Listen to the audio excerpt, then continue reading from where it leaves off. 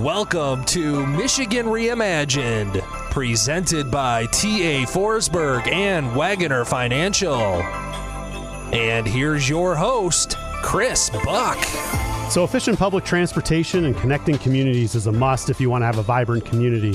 Here to share the story of and some new services by the Eaton County Transportation Authority, or EATRAN, are the EATRAN Board Chair and County Commissioner, Mr. Terrance Augustine, and the CEO of CATA and the Executive Director of EATRAN, Brad Funkhouser. Welcome, Terrance and Brad. Hi, Chris. Thanks, Chris. So can you share what region EATRAN serves and like what types of services you tend to provide? Sure. The EATRAN provides curb-to-curb public transportation to all of the public in the 579 square mile area of Eaton County. Now, this includes Delta Township, Grand Ledge, Milliken, Sunfield, Vermontville, Potterville, Diamonddale, Charlotte, Eaton Rapids, Bellevue, and Olivet, and all points in between. Right on. So what kind of vehicles do you use for this? Are these your traditional large buses, or do you have a variety of vehicles in your fleet? How does that look? No, we have what are called cutaways, and these are the small buses that are lift equipped for wheelchairs and have tie downs in them. So they're the smaller buses that you see. But last year, under the direction of the board of directors, we researched getting smaller vehicles like vans, and we actually were able to get about a half dozen of those transit vans, and it's kind of an anomaly that they're called transit vans because that's the brand name that Ford puts out. But right. They are small, traditional box vans, if you will, that are equipped for passengers, and those were being auctioned off by CATA, and so we just signed the title over to them because they're paid for by the public. Why not use them by the public? So while they've got useful life. Absolutely. So those went into service this year as well. And so does EATRAN provide a series of kind of fixed routes where you wait at a stop because you know it's coming, or is it all like a dial-a-ride where you schedule time to get places, or both? What's the setup? Yeah, great question. Eaton County is considered a rural agency, and so under the state guidelines, they do dial-a-ride traditionally, curb-to-curb, which I just described. However, EATRAN explored a connector route several years ago, which was kind of a hybrid of that, where you would have stops at the beginning and the end, where you could wait on a fixed schedule, but it would also have the potential of deviation off of the route about 3/4 of a mile if you wanted to call in and get a reservation. That stopped during the pandemic. However, we reinitiated that as of 3 weeks ago, and so that is the one fixed route that is operating in Eaton County right now. And of all the towns that you mentioned, it seems like because you talk about mid-Michigan as an organism, right? You've got the city of Lansing is kind of at its core. East Lansing is really right next to it by name. But Eaton County is no joke. I mean, you've got a lot of significant community members that need access to the big city, right?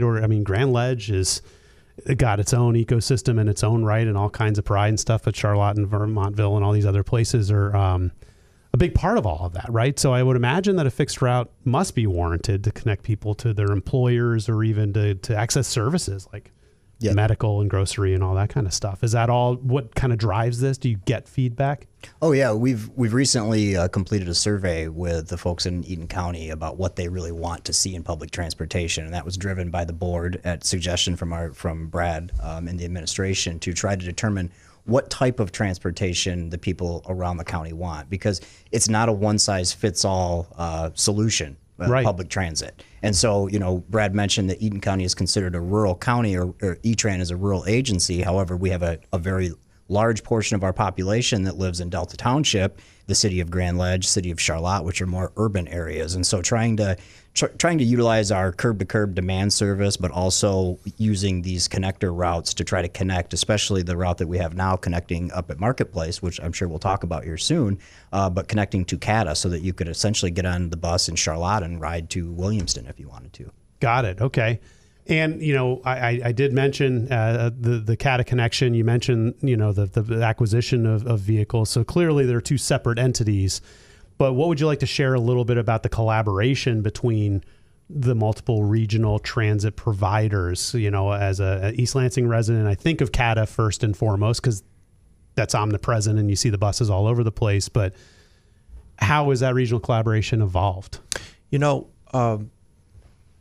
CATA is designated as the Urban Transit Authority, and that allows both funding as well as the regulatory oversight from the state and the feds. That allows us to operate 40-foot coaches.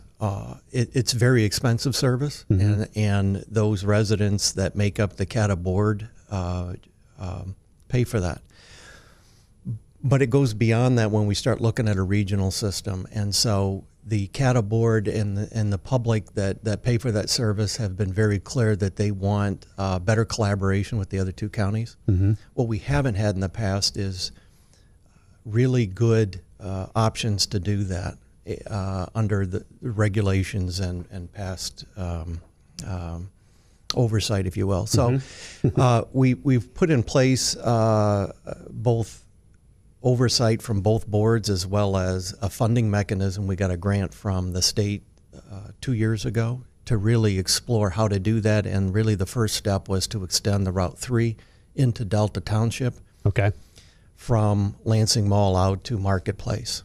And immediately ridership soared, and we are pushing 5,000 trips a month in just that small segment. And so both economic development and social service, meaning those folks that need to get to doctor's offices or shopping that are dependent on transit, are benefiting from that. Yeah.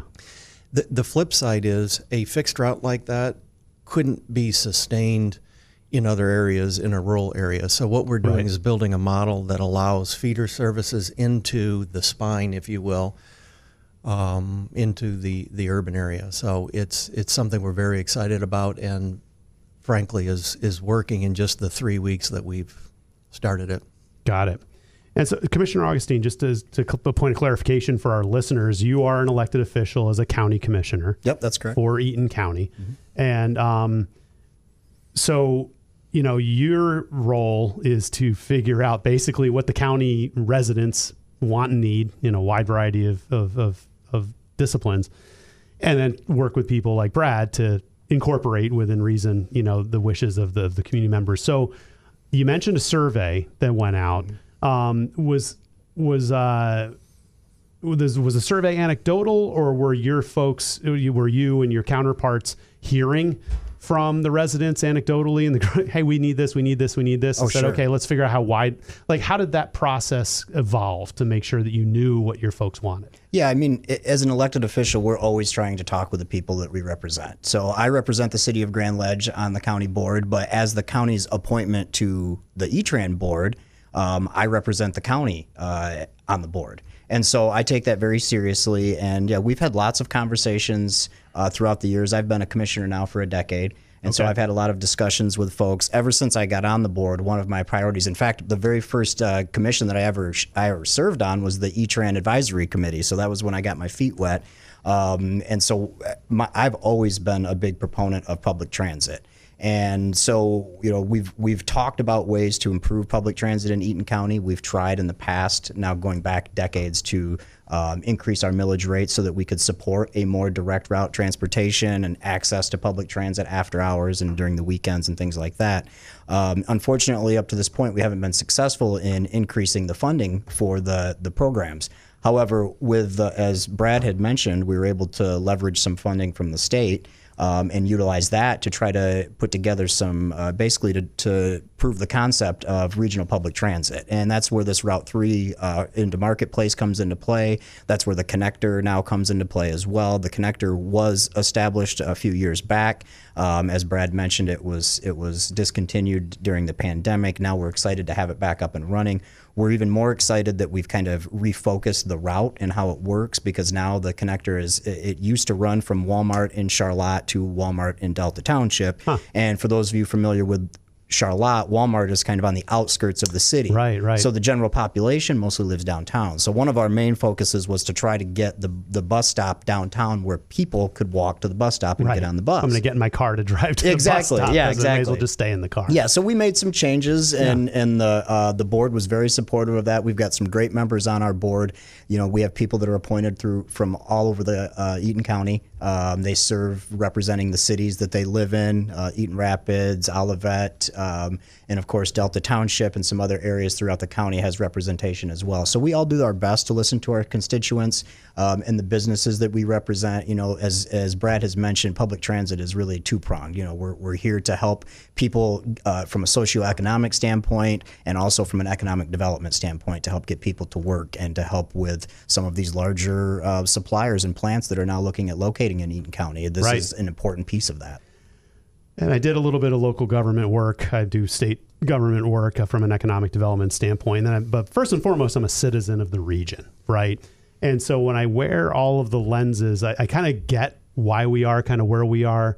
But as the citizen, Chris Buck talking here, the logic between having the Route 3 CATA continuing on into Grand Ledge makes a lot of sense, right? These borders, whether it's counties or municipalities or whatever, we're agnostic to that as a citizen. It's logic, you know. It's like this bus shouldn't terminate here, and then I got to do let's do what really makes sense. And I understand over the years politicians and egos or budgets and territory and creative control and all that stuff are hard fought. But my point to that little diatribe is I'm so grateful that, you know, the powers that be are really doing what appears to be the right thing, you know, for the riders and the citizens, and driving the economic development, new companies coming in, people, you know, trying to get folks educated and you know, the services they need. It's so important. I'm just grateful that you're doing it.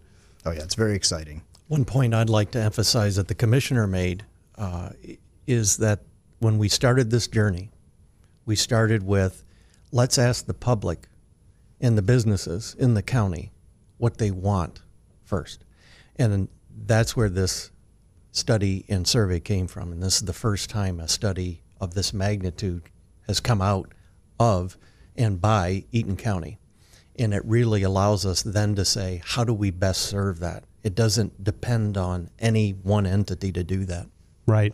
So the business owners, I guess you probably just metaphorically kind of know the business owners in the community or your commissioners who represent different territories are, but what other kind of stakeholders? Clearly the public is driving this bus, so to speak, but who else do you utilize to kind of figure all of this out? Well, as I said, we've got very good representation on the EATRAN board from folks throughout Eaton County, and the board has been very supportive in this venture. We've had some new board members come on, some old board members leave just through attrition. Yep. But generally throughout the whole process, the old board members, the new board members, everybody's very supportive of the idea of a more regional public transit system. And again, as you said, Chris, just trying to think about it from the rider's perspective. You know, those imaginary lines don't mean anything when you live in Charlotte and you have to get to work in East Lansing. You know, it's all about getting to where you need to go. And that's really what we're focusing on. And so we've been working closely as a board. We've also had a lot of help from other stakeholders. We've worked closely with State Representative Angela Whitwer. She's been a big proponent and supporter of regional public transit. She's the one that actually introduced me to Brad a couple of years back. So we met up in her office because I've shared with her my passion for trying to work towards more regional public transportation. So got it. So Brad, you mentioned economically these buses are expensive to run, right? And so there's this. I'm smart as a recovering business guy. I get the economics of 75-cent ride, $300,000 bus, person driving the bus. So you talked about millages and all of that. How hard is it to make it pencil? and how much fundraising or how many tranches of income do you need beyond the rider's ticket? Because, there are folks maybe listening to this being like, yeah, I never really thought about that. The amount of tickets that they sell probably doesn't cover all it takes to run a regional public transportation. How does that work? And is it unique from your counterparts around the country? I mean, what are your uphill battles there? It's really not unique. In fact, fares don't cover the cost of running the operation. They help keep skin in the game, if you will. Right. Really, it's property tax and the offset of the state. What we need to do, and what we were faced with before, is an all or nothing. Join the CATA board and pay 3 mills to get service, or have EATRAN deliver it at the current 0.25. And so if you quickly write those numbers down, that's about 11 times difference in that range. That's a staggering difference. So it's been an all or nothing. So what we've done is put together an idea of, let's first find out what kind of service Eaton County wants, and then put together a palette of ideas of how they could achieve this kind of a la carte and what they would cost from a traditional best practices standpoint. It doesn't mean that any one entity needs to do it, but it's information that once you're armed with information, you can make good decisions. And that's really the process we're going through right now is, here's what you would like, here's what it costs, so prioritize, and how do we best do that? And when going to some of these larger employers like Amazon, and Meyer and Altium, we met with the Altium senior staff. Right. And their HR, they're hiring now. One of the big issues that came up is, how will we get employers to ride transit if they're there overnight, let's say, and they're a single parent? So what we did is we designed a guaranteed ride home. So if a single mom has a sick child and goes to HR and says, I need to get home, they'll have a guaranteed ride home, which allows them transportation, which also allows them to apply for that job now. Right. And so that ground game has become very important in connecting the economic development in a non-traditional way, and then let people choose what kind of transit fits for their community. That's a great example, because there's a lot of discussion about how the state's doing a lot to attract new employers. And some of these new employers that have been attracted are, we're going to hire 3,500 people. We're going to hire 1,700 people. So not only do we need to have those people physically alive and in the region where they're going to need to be helped, but there is the counterbalance of kind of the infrastructure of people, right? So it's not a matter of building the brick and mortar Altium plant and then doing what we can to help them find the 1,700 people or whatever they've kind of committed to.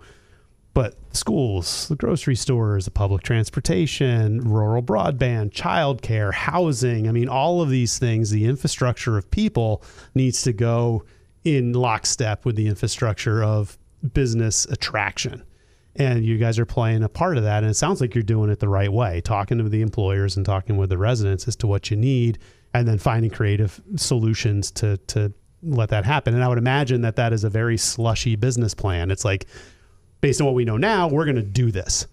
And then based on feedback as we do it, we'll evolve, right? Yeah. Make adjustments. We need more of this. We need less of that. Yeah. Well, I think evolution in any government venture is extremely important. I mean, people change, what they're looking for changes. And, that's an important thing that we have learned over the years, is that the EATRAN has traditionally kind of had the reputation of being that ride for the senior, or the handicapped that can't get to work or drive themselves to work, and so we're trying to figure out, we had historically tried to figure out and really focus on those folks. Now, we still want to do that. That's an extremely important part, right? But we can't leave behind the economic development standpoint as well, and the approach to try to get people to their jobs, regardless of their social standing. I mean, there are a lot of younger folks that just want to live in an area where there is dynamic public transit that doesn't stop at the borders. And so, right. That's something that we've always tried to focus on. And to the funding discussion, I mean, Eaton County and EATRAN has kind of always looked at it as you know, Brad has mentioned, as a one size fits all, as all or nothing type of a situation. And, you know, we've asked the folks throughout the entire county to potentially increase their millage rate to a certain amount, but we've never looked at it individually based on jurisdictions and what each jurisdiction needs. You know, what I grew up in Vermontville, what the people in Vermontville may need or want is going to be completely different from the folks that live in Delta Township or the city of Grand Ledge, which I represent now. And that's, you know, that again is shown in the results from our survey. So makes a lot of sense. And I'm going to, speaking of placemaking, I want to give a nod to one of our fabulous sponsors. When it comes to creating commercial and residential spaces, there's no one I trust more than my friends at the Forsberg Real Estate Company. Brent Forsberg and his team take a holistic approach to create an environment that suits your needs while creating a foundation for a prosperous community. Since the 1950s, Forsberg has been a name to trust if you're looking to partner on a project, occupy a great space to live or work, or simply follow one of the great thought leaders in our state. Reach out to my friends at Forsberg Real Estate Company by calling 517-349-9330 or check out their website at lansingrealestate.com. You will not regret it. So, slap me if this is a bad question, but we've talked about CATA in Ingham County. We've talked about EATRAN.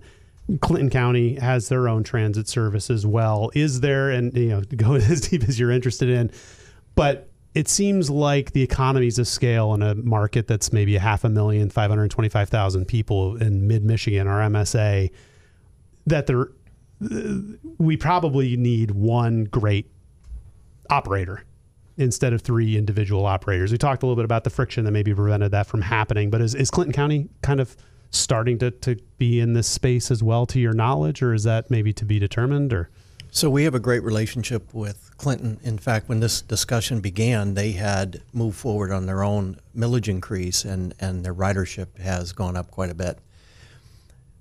CATA has moved forward on a revised interlocal agreement which allows cross-boundary travel.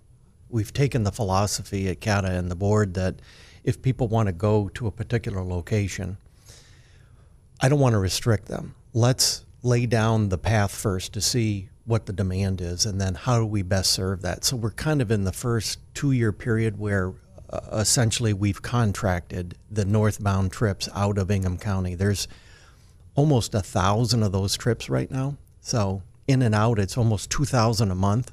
That's pretty significant ridership back and forth. We're not at the point now to say what's the best way to deliver those trips. Maybe, you know, Peckham is a large destination for all three counties. Do we look at fixed route for those? We haven't gotten there yet because we don't know what the demand is yet. Right. So good relationship with Clinton. It's coming along. But back to the commissioner's statement, if we get out of the box of one size fits all and how it should be done, the people will tell you very quickly where they want to go and that they don't care when they cross the county line. Right, right. Got it. Well, it's been a fantastic conversation. And I guess to get back to the lead is that the connector service is now live again for the first time since pre-pandemic, or maybe early pandemic when you suspended operations. Can you remind the listeners exactly what that route looks like and how they can learn more about how that route can be maximized or utilized by them?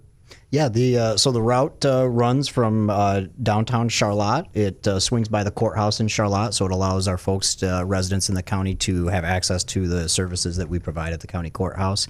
Then it continues on out to Delta Township to Marketplace, where Route 3, you can meet up with Route 3 and ride that on into Ingham County. The connector runs every hour on the hour, Monday through Friday, 6 a.m. to 7 p.m., and Saturdays now, which is another exciting piece to this, is that we're now able to offer Saturday service again, which we have not been able to offer for years. That Saturday service is from 8 a.m. to 5 p.m. So, and again, this connector tries to connect people that live in Charlotte, but also, as Brad mentioned, we also have feeder routes, so people could ride from Eaton Rapids or Olivet or wherever they need to go with using our on-demand service. Yep. To connect up with the connector. And so it's really creating that kind of spoke and wheel model where you can meet up, and we're looking at potential other connector routes throughout the county as we continue to expand our drivers. drivers, and also add potentially some additional funding from the state to look at some of these pilot programs. But I'm very excited about the possibility of a connector into Grand Ledge, where I live and represent. So right on. Well, that's fantastic. How can people learn more? They heard you say it, but if they wanted to look at it later on, is there a website or social media handles or anything that they can use to gather that information? Sure. EATRAN.com. Okay. That's easy. Yes. And also 517-543-4087, and try out the route on the Transit app, or Google Maps will pick up the transit route and you'll be able to see where the bus is. So we're excited about the technology as well. Fantastic. We've been speaking to the EATRAN Board Chair and County Commissioner, Mr. Terrance Augustine, and the CEO of CATA and the Executive Director of EATRAN, Brad Funkhouser. Thanks so much for joining us here today. Thanks, Chris. Appreciate it.